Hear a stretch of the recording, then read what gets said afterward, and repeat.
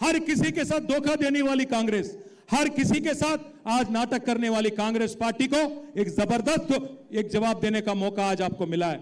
भाइयों, मैं आपसे कहना चाहता हूं, जुल्म और झूठ की ये दस्तार रहेगी कब तक? जुल्म और झूठ की ये दस्तार रहेगी कब तक? ये रेत की दीवार रहेगी कब तक? हमने तो हिटलर को भी मिटते हुए देखा। ये कांग्रेस तेरी सरकार रहेगी कब तक?